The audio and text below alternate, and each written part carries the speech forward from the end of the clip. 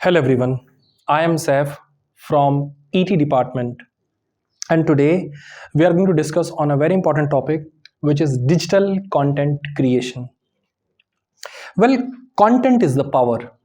What content is? Today, in this world where we are surrounded with technically kind of so many gadgets, we have laptops, we have smart mobile phones, there are so many technology around us, and we are bombarded with so much of information. And this information that we see in the form of videos, in the form of blogs, in the form of graphics, it is nothing but content. Do you know that an average person receives and reads around 10 to 15,000 different kinds of content every day? While you might be wondering why we are discussing all about this and what is this related to, today we will learn about those things, those tools, and those people who create it. We will also learn what content is, how it is created, and how one can build his or her career in this tremendous emerging field.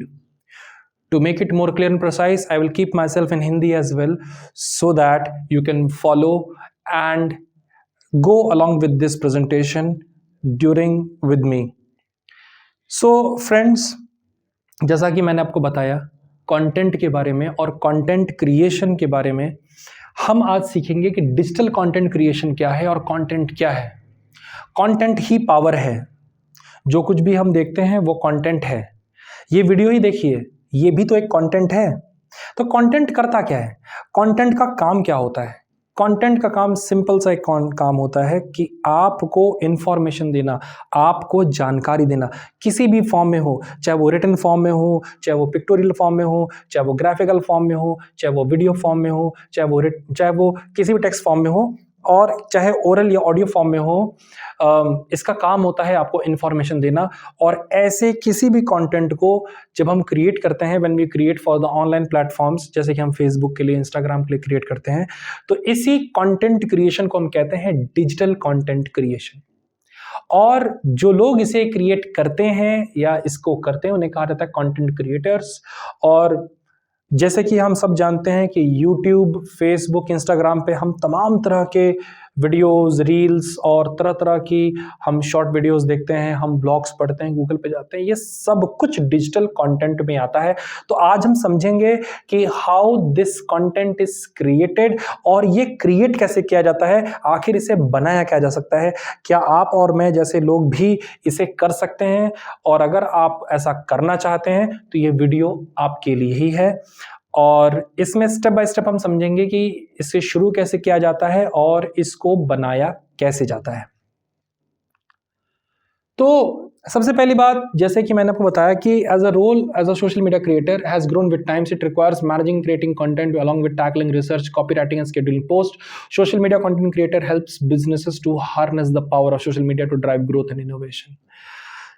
So friends, social media content creator का role बढ़ गया है आज की date में। और सिर्फ content को क्रिएट और मैनेज ही नहीं करते हैं, ये लोग रिसर्च भी करते हैं, बहुत तरह की इन्फॉर्मेशन भी जानते हैं। आज की डेट में बहुत सारे कंटेंट क्रिएटर्स हैं। हम कई तरह के लोगों को इंटरनेट पे फॉलो करते हैं, यूट्यूब पे फॉलो करते हैं, एंड ऑल बिकॉज कि उनकी रिसर्च इतनी डीप होती है और उनके पोस्ट इतने फ्रिक्वेंटली आते हैं। तो आखिर वो ये सब ये कैसे करते हैं, how do they do it, और इतने इफेक्टिवली कैसे करते हैं, इसको ही समझते हैं। और इसको जो कंपनी समझती हैं, वो ऐसे कंटेंट क्रिएटर्स की शक्ति से, उनकी पावर से अपने बिजनेस को बढ़ाती हैं, अपने बिजनेस को ग्रो करती हैं। और उनका जो बिजनेस है, जो उनका क्लाइंट बेस है, वो इस कंटेंट क्रिएशन के टूल से ही अपने क्लाइंट के बेस को भी बढ़ा लेती हैं। तो ये तो बात हुई कि कंटेंट ही सब कुछ है, इसीलिए हम कहेंगे content is the king. Content ही सब कुछ है, कंटेंट ही भगवान है, कंटेंट ही राजा है। ऐसा क्यों है? क्योंकि हम चारों तरफ आज की दुनिया में जो भी कुछ हम देखते हैं वो सब कंटेंट ही तो है। अब वो ज़माने चले गए, पहले कंटेंट क्या होता था, it used to be available in the library. लोग किताबों में जाते थे पहले, उसके पहले लोग क्या करते थे, कुछ भी इंफॉर्मेशन देनी थी तो पहाड़ों पे और गुफाओं में चित्र कर दिया करते थे, they used to paint. But now content has gone digital, it is available on multiple fonts, and due to which वो जो दिन है जिसमें मतलब एड्स जाते थे लोकल न्यूज़पेपर में, वो बहुत पहले चले गए। अब लोग पेपर नहीं पढ़ते, लोग ई पेपर पढ़ते हैं। वो दिन चले गए जब लोग मैगजीन पढ़ते थे। अब बहुत सारी चीज़ें डिजिटल हो गई हैं, मैगजीन्स ई मैगजीन्स आ गई हैं, डिजिटल मैगजीन्स आ गई हैं, डिजिटल न्यूज़पेपर्स आ गए हैं, किंडल जैसे ऐप्स आ गए हैं जिसमें लोग अपने मोबाइल फोन्स की स्क्रीन पे ही सब कुछ पढ़ लेते हैं। और इसी वजह से कंज्यूमर जितने हैं they have gone online and marketing has gone digital. अब मार्केटिंग भी ऑफलाइन नहीं, मार्केटिंग भी डिजिटल होती है। जितने भी यूट्यूब, फेसबुक, इंस्टाग्राम जैसे प्लेटफॉर्म्स हैं जिनको आप और हम जानते हैं, वहां पर अब कंपनीज अवेलेबल हैं। आपने बहुत सारे एड्स देखे होंगे, आपने एक यूट्यूब का एक वीडियो देखा होगा, वीडियो में कई सारे बीच में ऐड आ जाते हैं। वो इसीलिए आते हैं क्योंकि उनको डिजिटलाइज किया गया है, वहां पर डाला गया है, यूट्यूब को दिया गया है, और जिससे यूट्यूब को पैसे मिलते हैं और उसी पैसे को यूट्यूब कंपनी से लेकर कंटेंट क्रिएटर्स को भी देता है। आपका भी दिल करता होगा कि ये लोग इतने पैसे कैसे कमाते हैं। ये वजह ही यही है क्योंकि वो डिजिटल कंटेंट क्रिएट करते हैं और कंपनीज भी इसके लिए पैसे देती हैं क्योंकि मार्केटिंग डिजिटल हो गई है। मार्केटिंग डिजिटली होती है, अब वो ट्रेडिशनली नहीं होती, क्योंकि ये ना केवल सस्ती पड़ती है बल्कि बहुत इफेक्टिव होती है, हर आदमी तक पहुंच पाती है। बाहर आदमी पेपर तो पढ़ नहीं पाता लेकिन वो वीडियो तो जरूर देखता है, वो ब्लॉग्स तो तरह तरह के ऑडियोज तो जरूर सुनता है, एफएम रेडियो जरूर देखता है। तो ये बहुत इंपॉर्टेंट चीज है। और आज की जैसे मैंने बताया कि 4000 से 10,000 ऑनलाइन कंटेंट एवरीडे हर एक नॉर्मल आदमी देखता ही है, किसी न किसी फॉर्म में, किसी न किसी ब्लॉग के, किसी न किसी वीडियो के, ऑडियो के, पॉडकास्ट के फॉर्म में। हम सब लोग इससे एक्सपोज होते हैं, यानी कंटेंट से हम बच नहीं सकते। अब ये भी जो वीडियो है ये भी एक कंटेंट ही है, जैसे मैंने पहले आपसे कहा। तो जो लोग इसको देख रहे हैं वो भी एक डिजिटल कंटेंट ही देख रहे हैं। तो इस वक्त आप जो कंटेंट देख रहे हैं या जो वीडियो देख रहे हैं ये भी एक डिजिटल कंटेंट ही है, और आपने इसको देखा क्योंकि आपके फोन में यूट्यूब जैसा एक सॉफ्टवेयर है जो कि अवेलेबल है। और today everyone is expose to information, more open and surrounded by information. चाहे कोई चाहे ना चाहे, information is everywhere, it is available, readily available. And यही एक वजह है कि चाहे एक बार इंसान बुक्स के थ्रू अवेलेबल, बुक्स तक उसकी रीच हो ना हो, न्यूज़पेपर तक रीच हो ना हो, मैगजीन उसके घर में आती हो ना आती हो, लेकिन mobile phone, laptop, gadgets, tablets और ऐसी तमाम तरह की डिवाइसेस, यहाँ तक कि हमारे टीवीज भी स्मार्ट हो गए हैं, टेलीविजन स्मार्ट हो गए हैं। सो जितनी भी इंफॉर्मेशन है वो कहीं ना कहीं से हमें मिल ही तो रही है। तो आज की डेट में कंटेंट तो इंपॉर्टेंट है ही, क्योंकि कंटेंट नहीं होगा तो इंफॉर्मेशन कैसे दोगे। ठीक है, तो कंटेंट तो होना ज़रूरी है, लेकिन अब कंटेंट डिजिटल हो गया है और डिजिटल कंटेंट की बात ही अलग होती है, क्योंकि ये हर उस आदमी तक भी पहुंच जाता है जो बहुत ज़्यादा पढ़ा लिखा नहीं होता। So at least if he can listen, he can see. और अब तो डिजिटल कंटेंट उन लोगों तक भी पहुंच रहा है जो लोग लिखना पढ़ना तो छोड़िए, वो ठीक से बोल और सुन भी नहीं पाते हैं। तो ये हर आदमी, हर एक आदमी, चाहे वो किसी भी डिसेबिलिटी या किसी भी लिटरेसी इशू के थ्रू वो ना कर पाता हो, लेकिन पहुंच हर आदमी की यहाँ तक हो गई। तो इसलिए डिजिटल कंटेंट बहुत इंपॉर्टेंट है। इसलिए कंटेंट इज द किंग। याद समझ लीजिए कि कंटेंट क्रिएटर आप भले ही ना बनो, मगर कंटेंट यूजर तो आप हो ही। तो ये एक चीज है, ये बातें हमें ध्यान में रखनी है कि कंटेंट बहुत इंपॉर्टेंट है।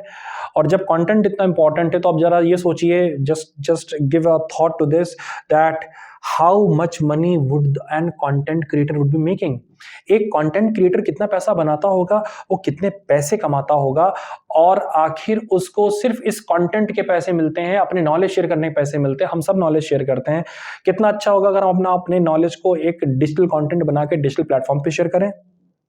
Who knows कि आपके कंटेंट को बहुत पसंद किया जाए। लेकिन जैसे कि मैंने बताया कि everything is a skill and it requires practice, knowledge and a deep insight. और इसीलिए ये वीडियो है, ताकि अगर आपका भी दिल कर रहा है इस वीडियो को देखने के बाद कि हाँ मैं भी करना चाहता हूँ, या आपका इंटरेस्ट है और आप वीडियो कंटेंट क्रिएटर बनना चाहते हैं, आप ग्राफिक कंटेंट क्रिएटर बनना चाहते हैं, या आप एक ब्लॉगर बनना चाहते हैं, या आप एक ब्लॉगर बनना चाहते हैं, ठीक है, ब्लॉग और व्लॉग्स अलग अलग होते हैं, we will discuss it later. और आप एक कॉपी राइटर बनना चाहते हैं, आप एक कंटेंट राइटर बनना चाहते हैं, तो ये कैसे करेंगे, इसका एक टेक्निक, इसका एक फ्लो होगा। इसी को सीखने के लिए ये वीडियो है, तो इसको देखते हैं। लेकिन इसके पहले हम आगे बढ़े, याद रखिएगा content is the king, content is the king. आगे बढ़ते हैं। तो लोग कंटेंट में देखते क्या है, ये बहुत इंपॉर्टेंट चीज है। जो लोग कंटेंट क्रिएशन की दुनिया में आते हैं तो उनको ये समझना चाहिए कि कंटेंट क्रिएशन में अगर आप आ रहे हैं, if you are becoming content creator, तो डेफिनेटली आप किसी के लिए बना रहे होगे। और आपका जो जिस किसी के लिए भी आप कंटेंट क्रिएट कर रहे हैं, जैसे अगर आप एक टीचर हैं और आप एक नोट तैयार कर रहे हैं अपने स्टूडेंट के लिए, या मान लीजिए आप एक बॉस हैं और आप एक मटेरियल तैयार कर रहे हैं अपने एम्प्लॉयज़ के लिए ताकि दे कैन बी ट्रेंड और डेवलप्ड, या फिर मान लीजिए कि आप एक ब्लॉगर हैं और you are writing an article or something over the internet ताकि लोग पढ़ें, या फिर आप एक रिव्यू लिख रहे हैं या कुछ भी, या आप एक स्टूडेंट है और आप एक आंसर लिख रहे हैं और आप चाहते हैं कि आपका आंसर आपका टीचर पसंद करे, तो आप भी एक कंटेंट क्रिएटर हो। लेकिन जरूरी है कि आपको यह पता हो कि आपका रीडर या आपका कस्टमर उसमें क्या चाहता है, बहुत इंपॉर्टेंट है। तो कुछ भी बनाने के लिए कुछ भी क्रिएट मत कर दो, ये बहुत इंपॉर्टेंट है कि कुछ भी लिखने के लिए, जैसे नहीं एग्जाम होता है तो लोग कॉपी भरने के लिए वो कुछ भी लिख देते हैं, तो ये मेंटालिटी ठीक नहीं होती है। This is a wrong mentality. और ऐसा करने से नुकसान ये होता है कि जिस तरह से एग्जाम में कुछ भी लिखने से नंबर नहीं मिल जाते, वैसे उसी तरीके से कुछ भी कंटेंट बना देने से, कुछ भी कंटेंट क्रिएट कर देने से उसको सब्सक्राइब करने वाले लोग नहीं मिलते, उसको पढ़ने वाले लोग नहीं मिलते, आपको ट्रैफिक नहीं मिलता है, आपको आपके पास आपका नेटवर्क क्रिएट नहीं होता है, आपको फॉलोवर्स नहीं मिलते हैं, आपके यूजर्स नहीं होते हैं, आपके क्लाइंट्स नहीं बनते हैं, क्योंकि आप कुछ भी बना दोगे और वो सामने वाले के इंटरेस्ट का नहीं होगा। क्योंकि आज की डेट में क्या होता है कि डिजिटल दुनिया में किसी के इंटरेस्ट के हिसाब से अगर कोई चीज़ आती है तो वो फॉलो करता है, फिर उसको ऑटो सजेशन यानी कि एल्गोरिथम लगे होते हैं, वो एल्गोरिथम सजेस्ट करते हैं कि इस तरह का कंटेंट ही आना, इसलिए आपके फ़ोन में जो भी कंटेंट आता है वो आपकी पसंद से आता है। तो यहाँ इंपॉर्टेंट बात यहाँ पर यह है, आपकी सोच इंपॉर्टेंट नहीं है, आप किसके लिए बना रहे हैं, उसको क्या पसंद है, उसकी सोच इंपॉर्टेंट है। यानी कि आप कंटेंट अपनी मर्जी से ना बनाइए, आप अपने यूजर की मर्जी से बनाइए। ठीक है, तो यानी कि आप यूजर को कुछ ऐसी चीजें जिससे उनको वैल्यू मिले, जिससे उनको कुछ चीज इंपॉर्टेंट मिले, जिससे उनको मजा आए, उनको उसमें इंटरेस्ट आए। तो यहाँ एक बात आ जाती है कंटेंट क्रिएशन में, दो बातें हमें अब तक समझ में आई हैं कि कंटेंट ही सब कुछ है, हर आदमी कंटेंट तक देखता है, पहुंचता है, समझता है, और कंटेंट बनाने के लिए नहीं बनाना चाहिए, कंटेंट लोगों के हिसाब से बनाना चाहिए, कुछ ऐसी चीजें बनानी चाहिए जिससे लोगों को मजा आए, इंटरेस्ट आए। तो जैसे कि मैं पहले भी बता चुका हूं, as I discussed before, that by creating content that inspires, educates and entertains your audience is also a great way to establish how knowledgeable you are in your industry।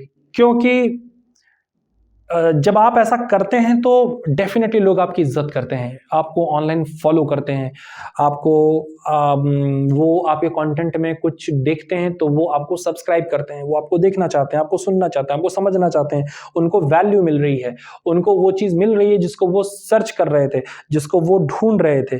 तो जब आप ऐसा कुछ देते हैं तो ऑटोमेटिकली लोगों के मन में एक एडमिरेशन पैदा होती है, they admire you, they appreciate your knowledge.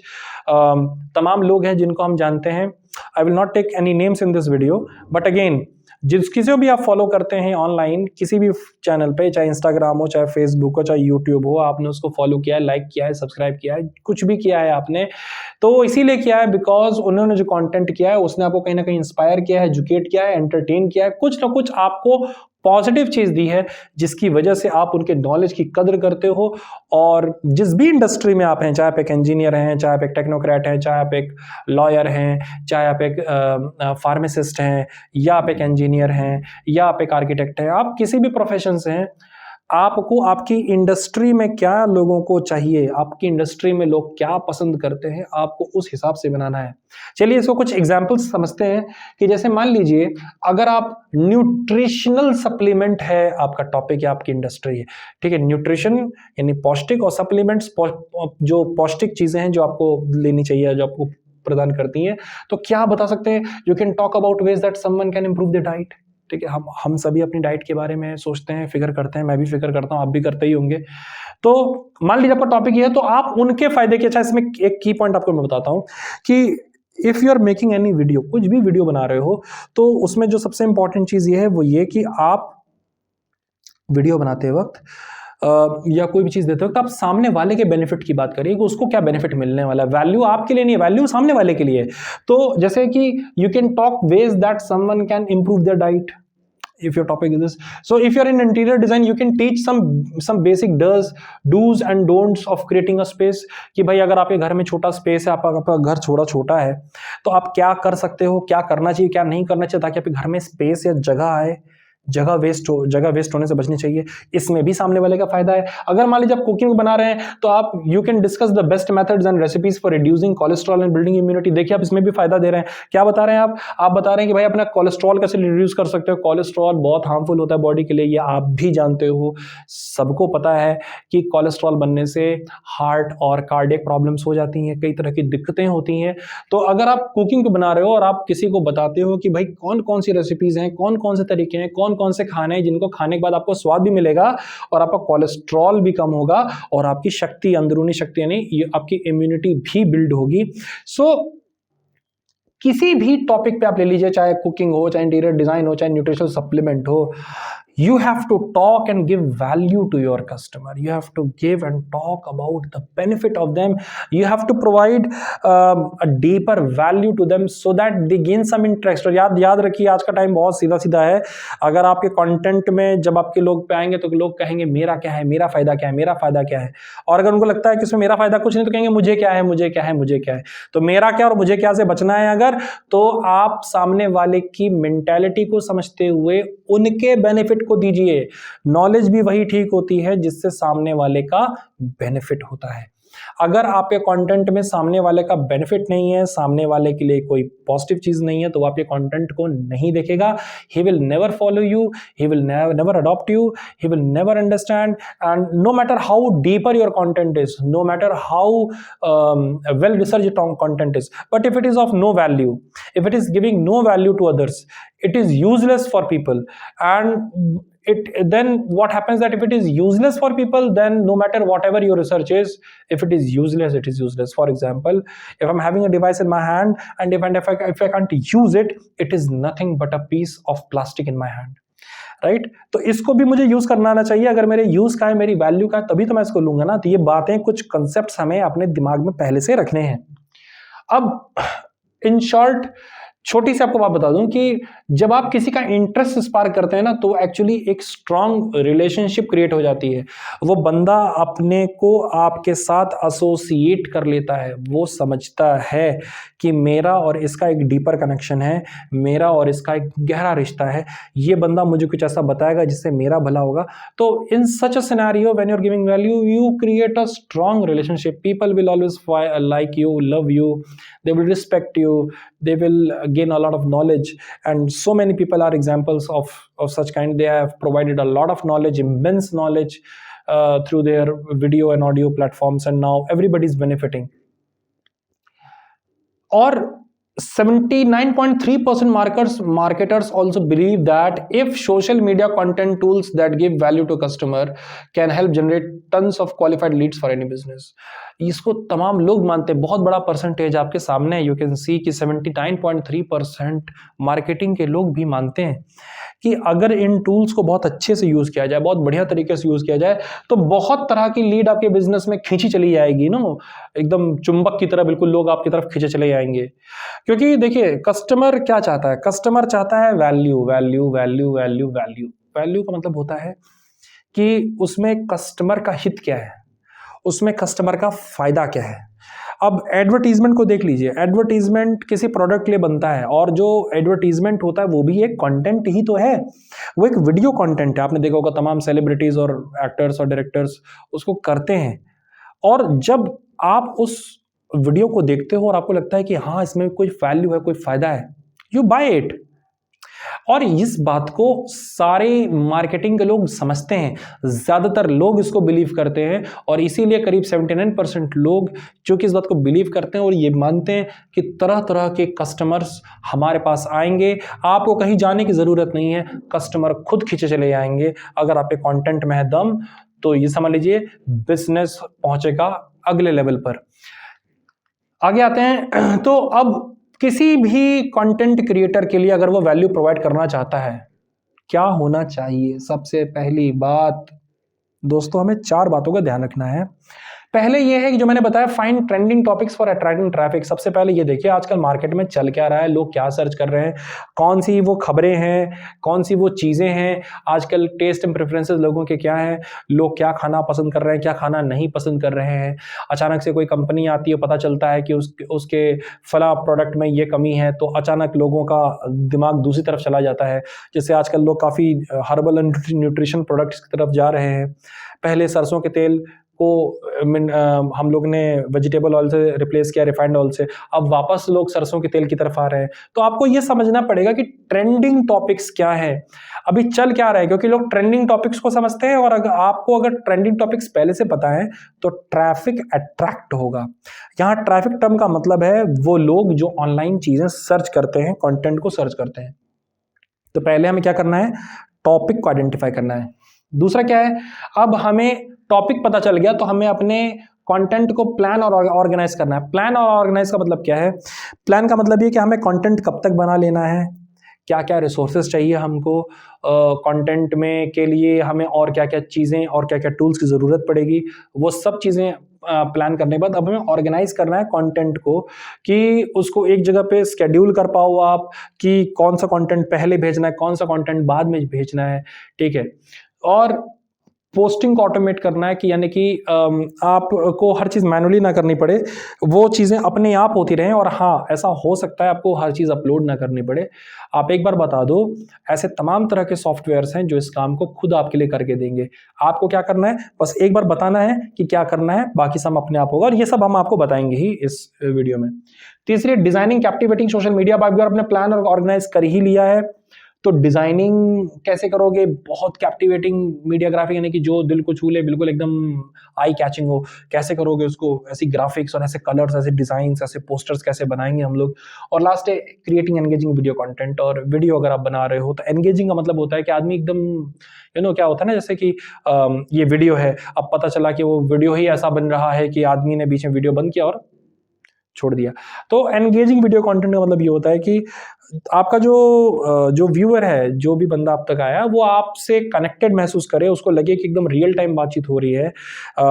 मैं और आमने सामने जैसे हम लोग बात कर रहे हैं इस समय, तो बिल्कुल आमने सामने बात कर रहे हैं और आप मुझे सुन रहे हो, मैं आपको सुन रहा हूँ, तो एक एंगेजिंग, ताकि उसको लगातार वो उसमें कनेक्शन महसूस हो और उसको उसमें इंटरेस्ट आए। तो ये 4 चीजें, टॉपिक्स को देखना है, प्लान और ऑर्गेनाइज करना है, फिर उसको ऑटोमेट करना है, डिजाइनिंग करनी है, और वीडियो कंटेंट क्रिएट करना है। ये अगर करना है तो इन 4 चीजों में बहुत ध्यान रखना है, बहुत ध्यान रखना है। अगर वीडियो बनाओ तो वो एंगेजिंग होना चाहिए। क्या आप मेरे साथ बोलिए, वीडियो बनाओ तो एंगेजिंग होना चाहिए। वीडियो एंगेजिंग हो, ग्राफिक हो तो वो कैप्टिवेटिंग हो, आई कैचिंग हो।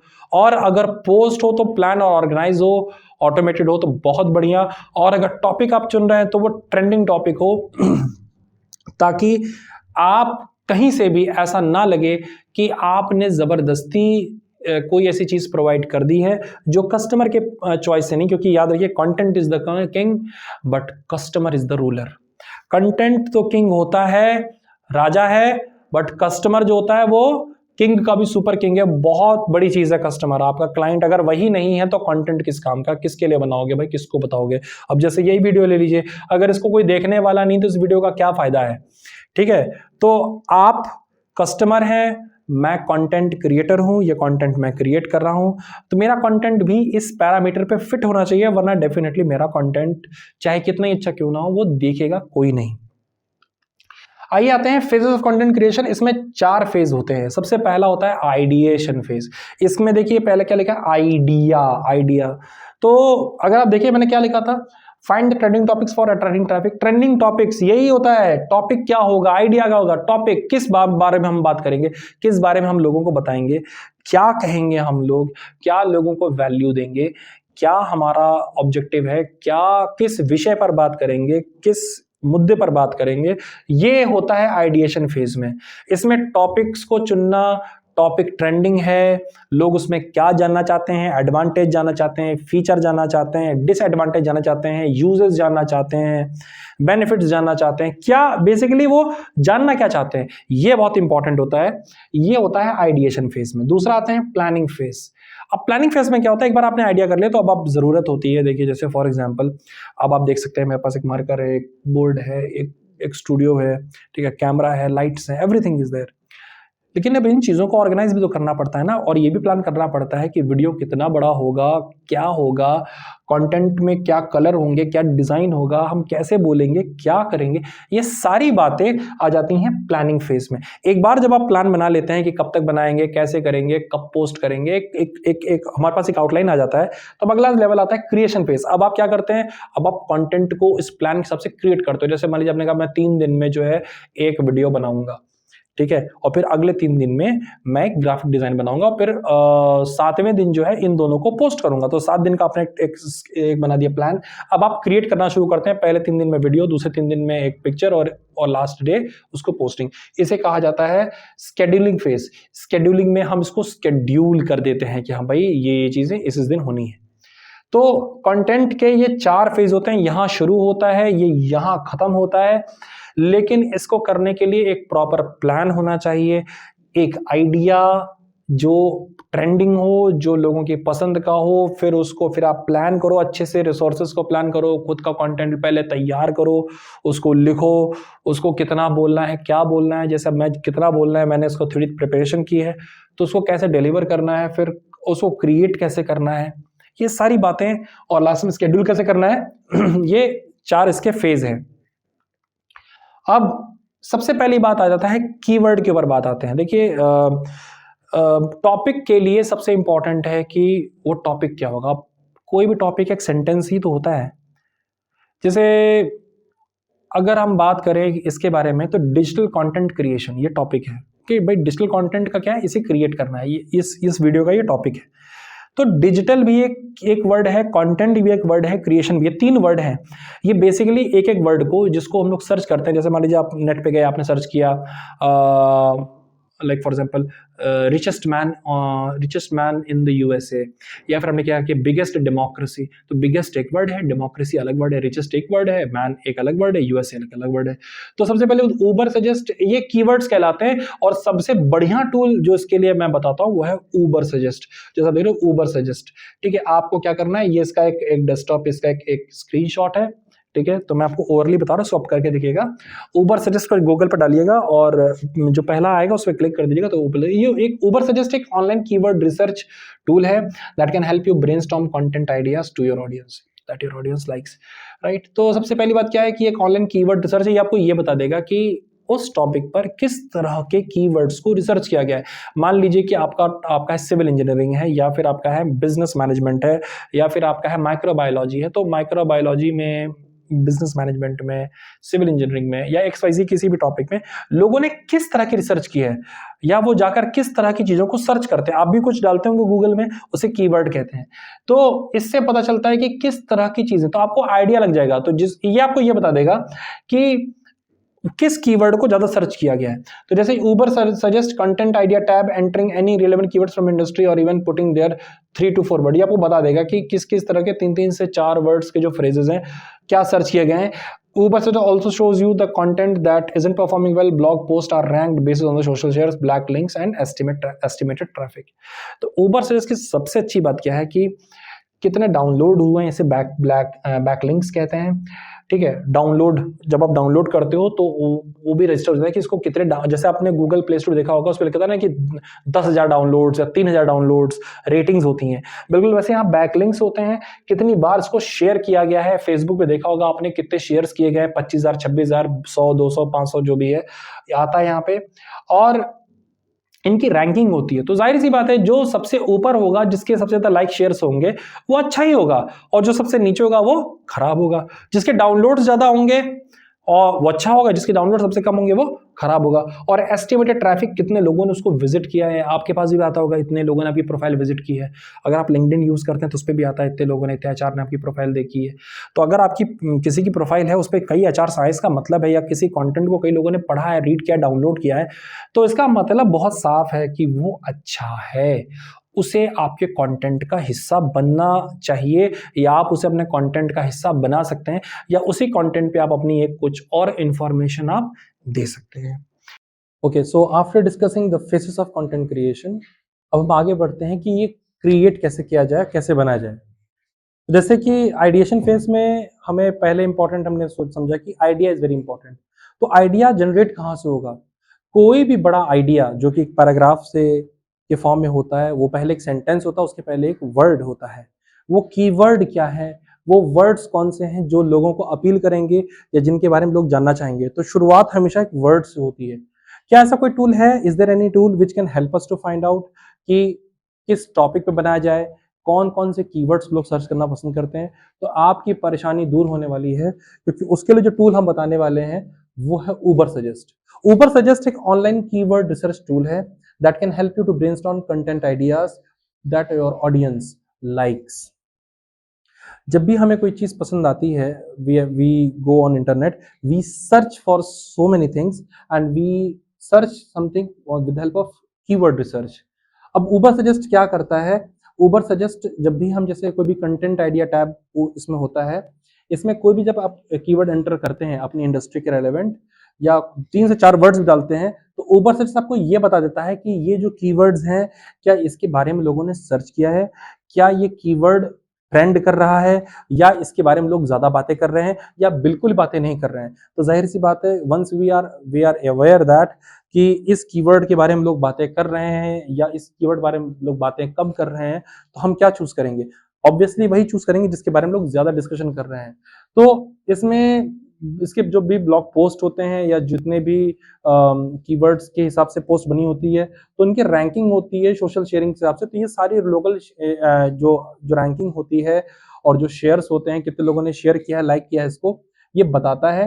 बैकलिंक्स कितने डाउनलोड्स हुए हैं और कितने लोगों ने उसको रीड किया है, ये सब कुछ उबर सजेस्ट बता देता है। तो इससे होता ये है कि आपको ये पता चल जाता है कि उस टॉपिक के ऊपर किस तरह के वर्ड्स को सर्च किया गया है, किस तरह के टॉपिक्स और आइडियाज आजकल ट्रेंड में हैं और क्या लोग पढ़ना पसंद कर रहे हैं।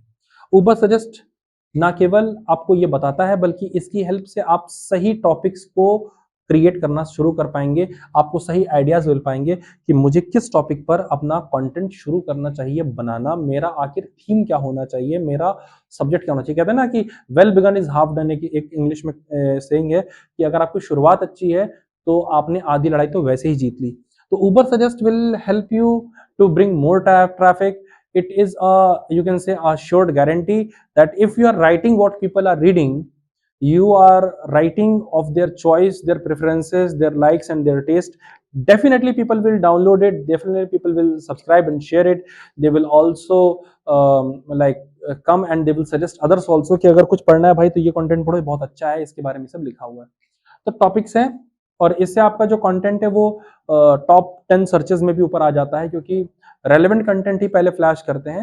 और ये हमारा सर्च इंजन ऑप्टिमाइजेशन में एक बहुत इंपॉर्टेंट टूल है, तो जिसमें हम अगर चाहते हैं कि लोग हमारे ही लिखे हुए मटेरियल को पढ़ें, तो बहुत इंपॉर्टेंट है कि उसमें वो कीवर्ड्स हों जो लोग अभी सर्च कर रहे हैं। तो वो कीवर्ड्स क्या होंगे, क्या लोग सर्च कर रहे हैं, अगर पहले से ही आपको पता हो तो आपके लिए काम बहुत आसान हो जाता है। ऊबर सजेस्ट आपको ये काम करता है, नाम से अलग करता है कि सजेस्ट करता है आपको, it suggest you, that is why इसका नाम ऊबर सजेस्ट है। एनीवेज, अब एक बार आपने कंटेंट तैयार कर लिया, तो सबसे इंपॉर्टेंट बात होती है कि हम कंटेंट लिख रहे हैं, कंटेंट को एक जगह रखना भी तो होगा भाई। हमारे पिक्चर्स भी हैं, ऑडियोज भी हैं, वीडियोज भी हैं, और किस कंटेंट को हमें कब पोस्ट करना है, तो इसके लिए एक फोल्डर होना चाहिए।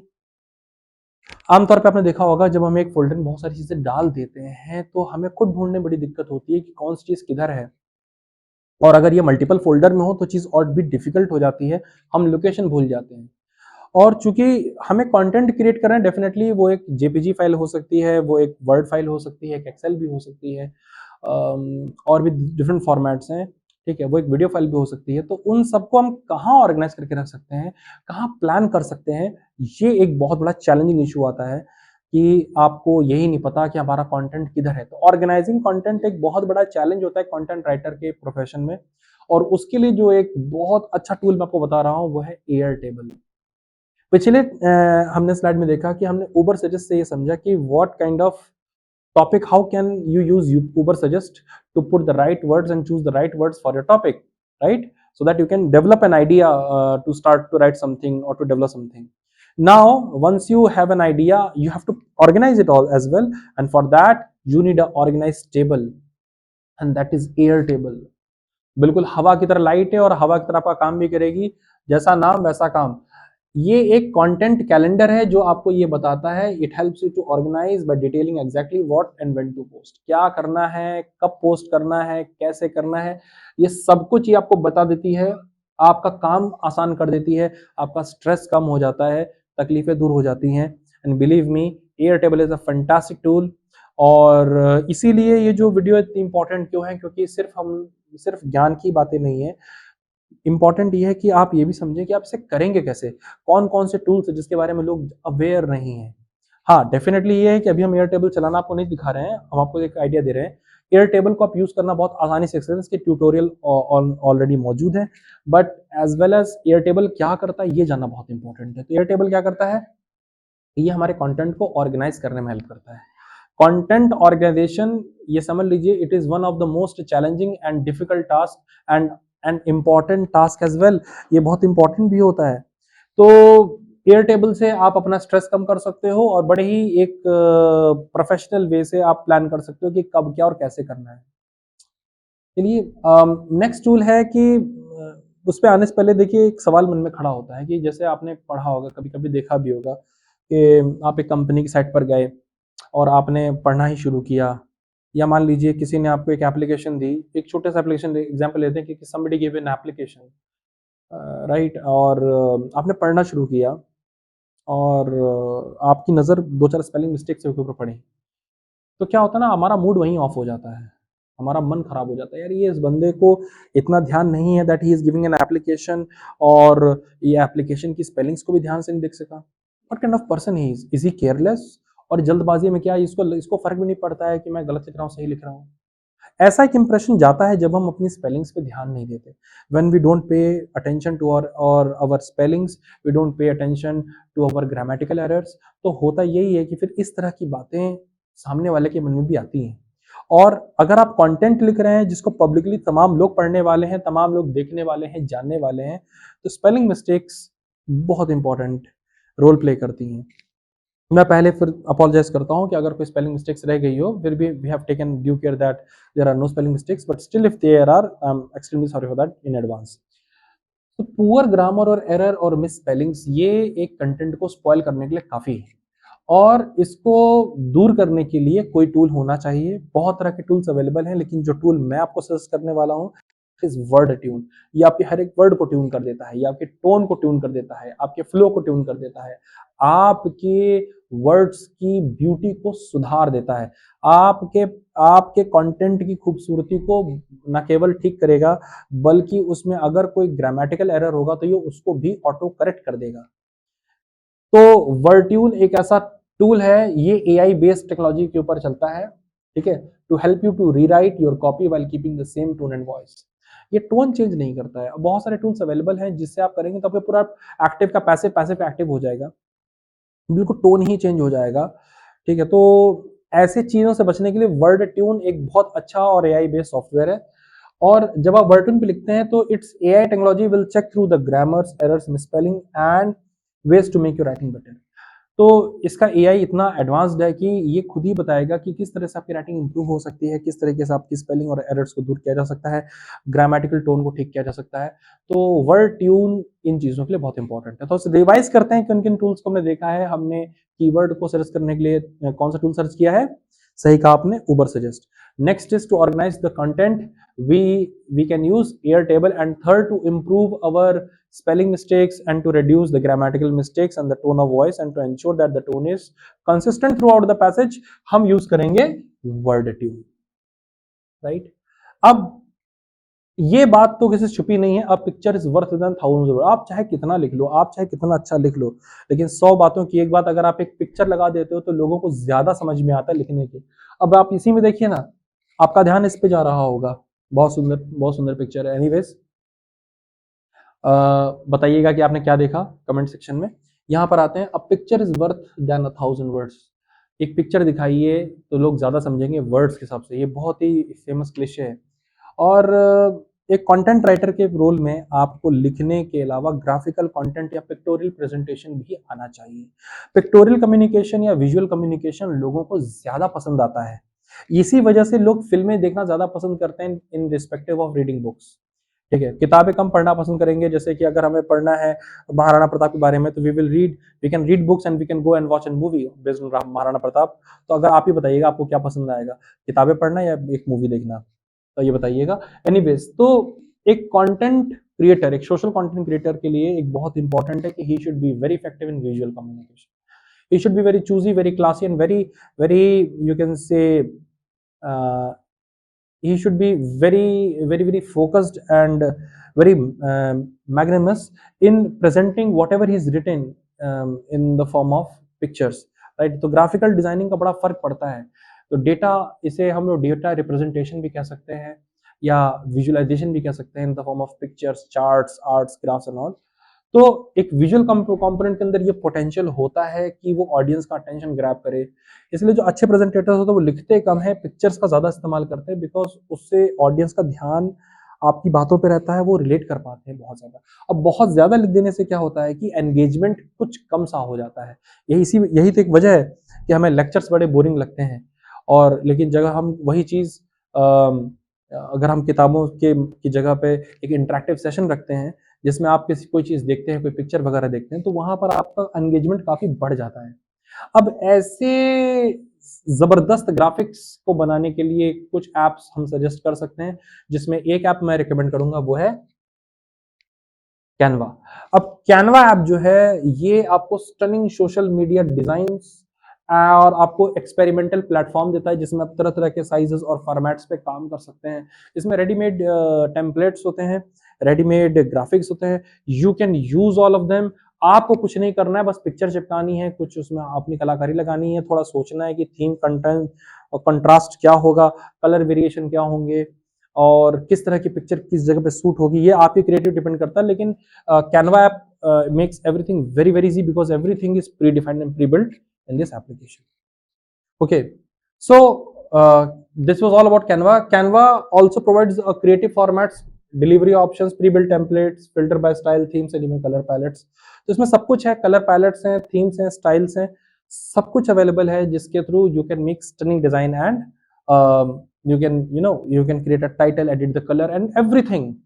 जैसे कि हम लोग MS पेंट यूज करते हैं, you can say it is very easy software. तो Canva is a great app for the beginners. As a beginner content creator you can use this application. Now the next thing is how to make a video content. अभी हमने graphic content के बारे में सुना, अब हम बात करेंगे वीडियो कंटेंट के बारे में। वीडियो कंटेंट की पावर ही आप समझ सकते हैं कि स्टडीज ने बताया है कि 40% मोर ट्रैफिक आता है उन लोग जो भी वीडियो बनाते हैं, यानी जो लोग ग्राफिक बनाते हैं और जो लोग वीडियो बनाते हैं, वीडियो बनाने वाले ज्यादा इफेक्टिव होते हैं देन द ग्राफिकल वंस, क्योंकि 41% ज्यादा ट्रैफिक आता है।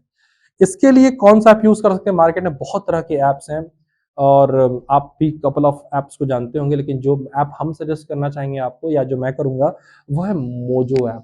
मोजो ऐप न केवल बहुत ईजी है, बल्कि आप उससे बहुत अच्छे अच्छे वीडियो कंटेंट बना सकते हैं, एकदम प्रोफेशनल वीडियो क्रिएटर की तरह। तो इस ऐप के थ्रू आप एनिमेटेड वीडियोस बना सकते हो, इंस्टाग्राम के लिए, यूट्यूब के लिए, लिंक्डइन के लिए, पिंटरेस्ट के लिए और किसी भी अदर प्लेटफॉर्म के लिए बना सकते हो, और किसी भी तरह की स्पेसिफिक बिजनेस की इंडस्ट्री के साथ वीडियो बना सकते हो। आजकल ये जो स्किल है वीडियो कंटेंट क्रिएटर का, ये बहुत डिमांड में है, बहुत लोगों को मांगा जा रहा है जो ऐसी वीडियोस बना सकते हैं। और ये वीडियो भी जो आप देख रहे हैं, इसे भी किसी वीडियो एडिटर ने ही एडिट किया है। आ जाते हैं कि जब हमने अपना एक टॉपिक चुन लिया उबर सजेस्ट के थ्रू, हमने कंटेंट को ऑर्गेनाइज किया एयरटेबल के थ्रू, हमने अपने आप को, जो हमारा ग्राफिकल डिजाइन था उसके लिए हमने क्या किया, हमने उसके लिए कैनवा ऐप का इस्तेमाल किया, वीडियो के लिए हमने मोजो ऐप का इस्तेमाल किया। जब इतना सब कुछ कर ही लिया है हमने, अब लास्ट में आता है कि अब ये सब पोस्ट भी तो करना है, कितना सारा काम हो गया है, कितनी मेहनत का काम है। अब इसको करने के लिए सबसे पहली बात होता है कि हम इसको स्केड्यूल कब करें। हम इतना याद भी तो नहीं रहता, हम भूल भी तो जाते हैं कि अब अगले हफ्ते में 3 वीडियो और एक पिक्चर डाउनलोड अपलोड करनी थी फेसबुक पे, इंस्टाग्राम पे, ट्विटर पे, और ये बहुत टीडियस वर्क हो जाता है, याद नहीं रहता है लोगों को। तो क्या इसको स्केड्यूल किया जा सकता है? क्या इस काम को कोई हमारे लिए कर सकता है? क्या कोई ऐसा सॉफ्टवेयर है जो ऑटोमेटिकली पोस्टिंग कर दे? हाँ, ऐसा सॉफ्टवेयर है। ये है Facebook creator studio. Facebook creator studio एक फेसबुक का ही फीचर है, जो कि ये इनबिल्ट एक नेटिव टूल है। इसमें इतने फीचर्स हैं जो ये आपके लिए मैनेज भी करेगा और शेड्यूल भी करेगा कंटेंट को। ठीक है, तो एयर टेबल की तरह मैनेज भी करेगा, शेड्यूल करेगा, कौन सी चीज पहले और कौन सी चीज बाद में पोस्ट करनी है, आपको याद भी दिलाएगा, रिमाइंडर भेजेगा। फेसबुक क्रिएटर स्टूडियो के थ्रू आप अपने कंटेंट पे ज्यादा फोकस कर सकते हो इंस्टेड ऑफ पोस्टिंग, क्योंकि लोग पोस्टिंग पे टाइम ज्यादा खर्च कर देते हैं, तो इससे हमारा काम बहुत आसान हो जाता है। तो अभी तक जितना हमने डिस्कस किया, चलिए उसको एक समराइज कर लेते हैं। समराइज क्या है, हम समरी क्या है। सबसे पहली बात क्या है, हमने डिस्कस किया the basics of content creation strategy. हमने 4 फेजेस देखा, right from ideation phase two the scheduling phase.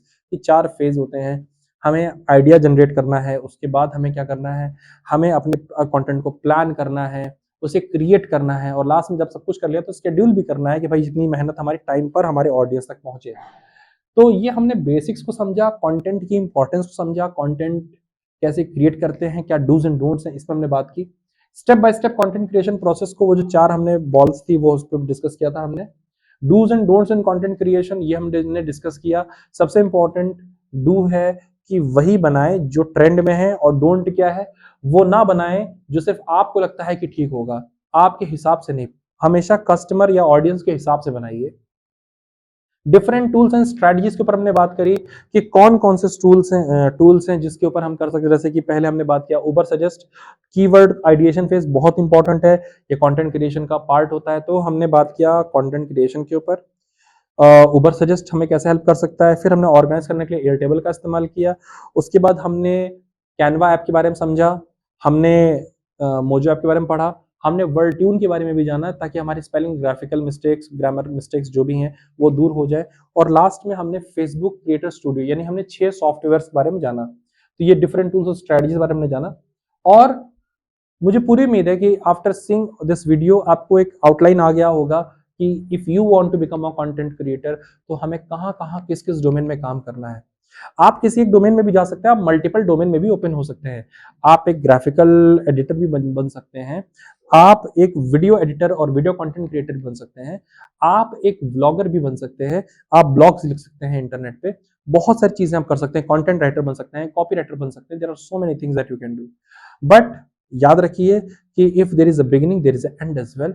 और अगर प्लानिंग से किया जाए तो दुनिया में कोई काम मुश्किल नहीं है। Thank you so much for watching this. See you in the next one. Bye bye.